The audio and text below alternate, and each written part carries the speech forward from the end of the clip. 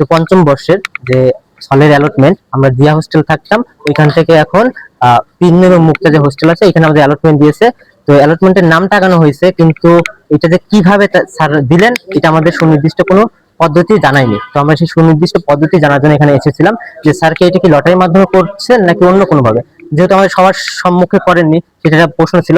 Sir বলতে সেটা random choice হয়েছে, কিন্তু র্যান্ডম চয়েস কার মাধ্যমে কার সম্মুখে করছে তার কোনো এক্সপ্লেনেশন উনি দিতে পারেননি বা দিচ্ছেন না। তো এটাই বিষয়, উনি এখন আমাদের বলতেছেন যে তোমরা তোমাদের যত দাবি আছে বা যত ইনকোয়ারি আছে সবকিছু আমাদের লিখিত দাও, আমরা একাডেমিক কাউন্সিলের মিটিং এ বসবো, তারপর সিদ্ধান্ত নেব।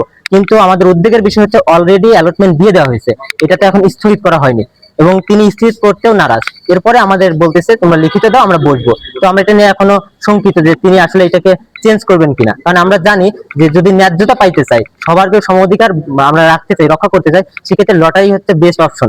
অন্য একটা অপশন হইতে পারে যে মেধার ক্রম অনুযায়ী। তো যেহেতু আমরা 5th ইয়ারে, এখন মেধার ক্রমটা করা অনেক জটিল, কিন্তু আমরা যদি গ্রুপ ভাগ করে দিই যে আমার রুমমেট কে কে থাকবো 3 জন, তারপরে সারা জন রুম এবং রুমমেটটা লটারির মাধ্যমে আমাদের চয়েস করে দিত সবার সামনে, এটা সবচেয়ে ভালো হতো। তো আমাদের দাবি এটাই ছিল যে এই লটারির মাধ্যমে এটাতে বাস্তবায়ন করা হয় এবং এইটা যাতে স্থগিত করা হয়। আমরা তো সবাই রুমমেট সিলেক্ট করে দিয়েছি, আপনি তাহলে লটারি করেন, যেটা আগের বছর হয়েছে। আগের বছর যখন অ্যালটমেন্ট দেওয়া হয় তখন আমরা রুমমেট সিলেক্ট করে দিয়েছিলাম, স্যার সবাইকে ডাকছেন কনফারেন্স রুমে, ডেকে এনে সুন্দর মতো নাম উঠাইছেন, এক হাত দিয়ে আর এক হাত দিয়ে রুমের লটারি উঠাইছেন, যার যে রুম আসছে তাকে সেই রুম দিয়ে দিয়েছে।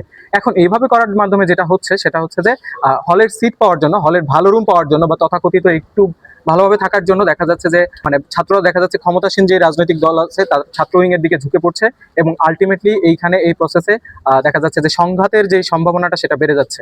তো ভবিষ্যতে যদি একটা সংঘাত হয়ে যায় সেটা তাকে আমরা ফেরাতে পারবো না। তাই আমরা চাচ্ছি যে এখন থেকেই একটা সুনির্দিষ্ট নীতিমালার ভিত্তিতে সবাই যাতে গ্রহণযোগ্যতা পায় এবং সবাই যাতে থাকে, এইরকম একটা নীতির ভিত্তিতে যাতে আমাদের অ্যালটমেন্টটা দেওয়া হয়। এক্ষেত্রে ভালো রুমে আমি থাকবো, আমি খারাপ রুমে থাকবো, এইটা আমাদের কনসার্ন না। আমাদের কনসার্ন হচ্ছে প্রসেসটা।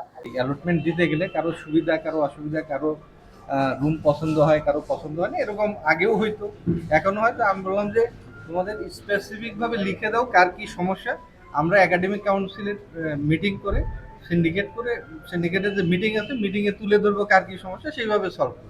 তোমরা এগুলো লিখে দাও, মুখে না বলে লিখে দাও। স্যার এটা লটারির মাধ্যমে হতো এর আগে, কিন্তু সেই লটারি ছাড়া হয়েছে কি না, এটা একাডেমিক কাউন্সিলের মিটিং এ কালকে আমরা তুলে ধরবো, ওদের লিখে দিতে বলছি।